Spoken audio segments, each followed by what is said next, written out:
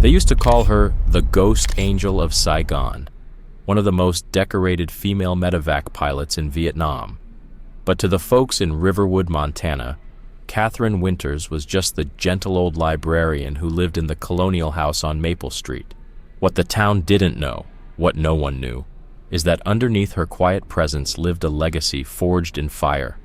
For months now, the Los Zetas cartel had been trying to claim Riverwood as their own. Threats, fear, silent control. But they made a critical mistake, one they'd never recover from. One afternoon, cartel enforcer Victor Reyes and his crew set fire to the American flag that flew outside Catherine's house. They thought they were sending a message. What they didn't realize was that this exact flag had once flown over dozens of combat extractions in the jungles of Vietnam. It wasn't just fabric, it was sacred. They assumed she was just another elderly woman, alone, harmless, forgettable. But Victor didn't know he was waking a sleeping giant. With one phone call, Catherine activated a brotherhood of over 300 veterans, soldiers she had once flown through enemy fire to save, men who owed her everything. In less than 24 hours, Riverwood would no longer be a quiet town. It would become a battleground for redemption. And the cartel's greatest show of disrespect would lead to their most unexpected transformation. Hey, quick pause before we go deeper. Drop a comment. Where are you watching from? And if this kind of story speaks to you, hit that subscribe button, because tomorrow's episode, you don't want to miss it. The morning sun stretched long over Maple Street as Catherine Winters moved through her routine with calm precision. Her hands, still steady after all these years, attached the weathered American flag to the pole outside her home. The edges were frayed, faded from age and honor, but to Catherine it was still perfect. Across the street, Rose McCarthy wiped the same spot on her diner counter over and over, watching her. "Coffee's getting cold, Cat," she called out with a half-smile, hiding the unease that had settled in since the cartel arrived. Catherine tied off the flag with military accuracy, then turned. "Some things can't be rushed, Rose. Some things have to be done right." Her tone was soft, but underneath, it was steel. Inside the diner, Deputy Chief Hannah Mitchell sat at the counter, her badge catching the morning light. She didn't look up as 3 black SUVs rolled slowly past Catherine's house. Tinted windows, heavy presence, no subtlety. "That's the 4th time this week," she muttered. Her eyes tracked them until they disappeared. Catherine entered the diner and sat in her usual spot with the same grace she'd shown tying the flag. Rose slid a fresh coffee to her, but her hand trembled. "They were in here yesterday afternoon, Cat," she said quietly. 6 of them. "My customers were too scared to finish lunch." Catherine didn't flinch. "Trouble?" Rose nodded, glancing toward the window. "Their leader, the one they call Viper, said we'd be under his protection now. Said it was for our safety." Her voice cracked with bitterness. The doorbell jingled. General Thomas Steele stepped in, uniform sharp despite the early hour. "Ladies," he greeted, nodding before sitting beside Kat. "Heard about what happened at Martinez's place?" Catherine's hands wrapped around her coffee cup. "Carlos mentioned vandalism." Thomas sighed. "That's generous. They shattered every window. Left their calling card, too. A snake carved into the front door. That's the 3rd business this month. Pharmacy was first. Then Kelly's gas station. Now this." Thomas's jaw clenched. "They're smart. Never enough evidence. And people are too afraid to talk." Kat stared into her coffee, the reflection dim but steady. "Fear, it makes people forget who they are. Makes them forget what they're capable of." "You speaking from experience?" Hannah asked, but she already knew the answer. Catherine's eyes drifted far beyond the diner's walls. "Back in '68, I had a young lieutenant, brand new, scared stiff. VC had us pinned outside Saigon. Worst firefight I'd ever flown through. That kid found something inside himself that day, something bigger than fear." "What happened to him?" Rose asked softly. Kat's lips curved into a rare smile. "Last I heard, he's running a Special Forces training facility. Fear didn't define him. How he faced it did." Outside, engines rumbled louder. Two black SUVs pulled up, right in front of Catherine's house. Through the window, they watched Victor Viper Reyes step out, his tailored suit a mockery in their modest town. He kicked over the garden gnome kids had gifted Catherine. "Better clean that up, abuela," he yelled, smirking toward the diner. "Wouldn't want anyone tripping." Catherine kept sipping her coffee, calm, silent. But Hannah saw her knuckles turn white around the cup. "They're testing us," Thomas said quietly, pushing, waiting to see who breaks. "So what's your take, Chief?" Kat's voice was calm, unwavering. Hannah met her eyes. "What's yours, Kat?" "I see men who confuse cruelty with strength, who think fear earns respect," Kat said, rising from her stool and placing money on the counter. "Thing is, I learned long ago, men like that don't stop. Not until they crash into something that won't move." As she turned toward the door, Rose called out, "Kat, what are you gonna do?" Kat paused, one hand on the doorknob. "Same thing I do every morning, Rose. Tend my garden, raise my flag, remind myself who I am." She looked back, and for a moment the light hit her eyes just right. What they saw wasn't anger, it was something deeper, a quiet resolve that could shake mountains. The real question is, when it matters most, will this town remember who it is? The door chimed gently as it closed behind her. Through the diner window, they watched Kat walk across the street, straight past the cartel enforcers who tried to intimidate her with smug grins and silent threats.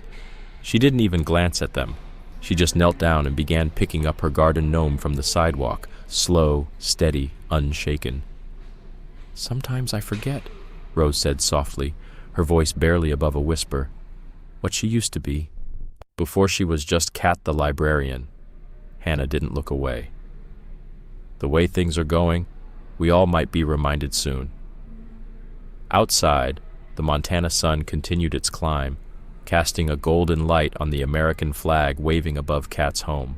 It moved gently in the breeze, but its shadow stretched across the street like a warning, a line in the sand, one that once crossed would change everything.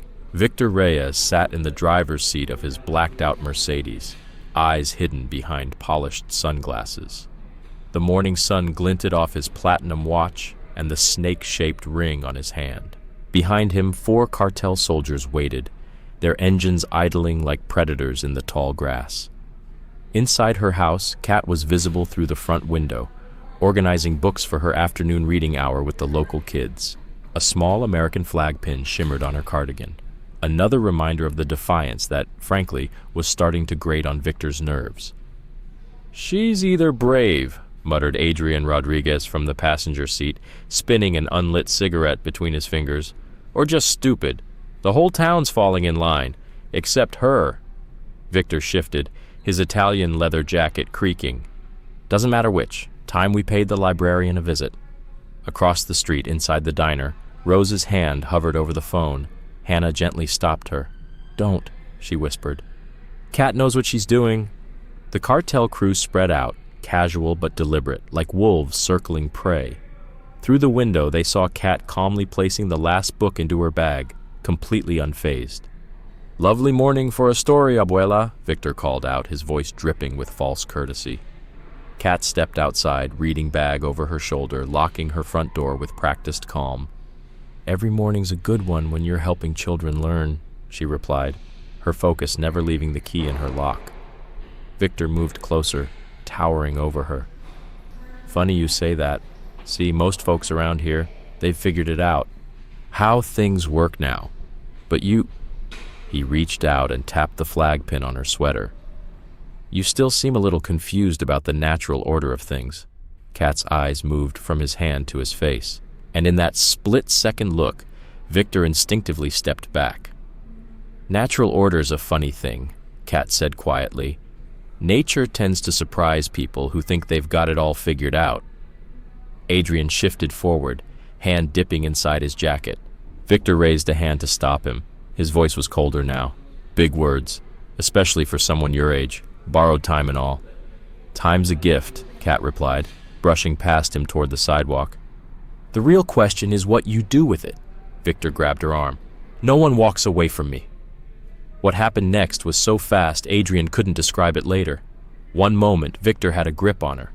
The next, he was stumbling back, wrist bent awkwardly, pain twisting his face. Kat hadn't moved an inch. "There are two kinds of people in this world, son," she said without raising her voice. "Those who know when they're outmatched, and those who have to find out the hard way." She looked over the rest of the cartel men. "Which kind are you?" Adrian stood frozen, speechless, as Kat walked away, her steps measured, her bag still slung perfectly over her shoulder. Victor clutched his wrist, eyes blazing with rage. "Boss," Adrian started. "Shut up," Victor snapped. "Tonight, we send a message. This town's gonna learn what happens when you disrespect power. And we start with that damn flag she loves so much." Inside the library, Kat began setting up for story time with the kids. Her movements were precise, controlled. But if you looked closely, you'd notice how she positioned herself with a full view of the front entrance, how she chose a chair with sightlines to every window and door. Hannah walked in, tension written all over her face. "Kat," she began, "we need to talk." "Word's spreading, you know," Hannah said quietly. "Victor's not the kind to just let something go." "No," Kat agreed, arranging children's books into a perfect circle on the library floor. "Men like that never do. Pride won't let them." "I could post officers outside your house," Hannah offered. But Kat shook her head, her tone gentle but resolute. "Sometimes the best defense isn't the one they expect." Hannah studied the older woman more closely now, watching a subtle shift ripple beneath that calm, practiced surface. "You're planning something." Kat gave a faint smile, the kind that comes from decades of carrying secrets. "Not planning, remembering. There was a night back in '68 outside Saigon. We were surrounded, outgunned, outnumbered. Everyone thought it was over." She stood a book upright with deliberate care, aligning it with the others.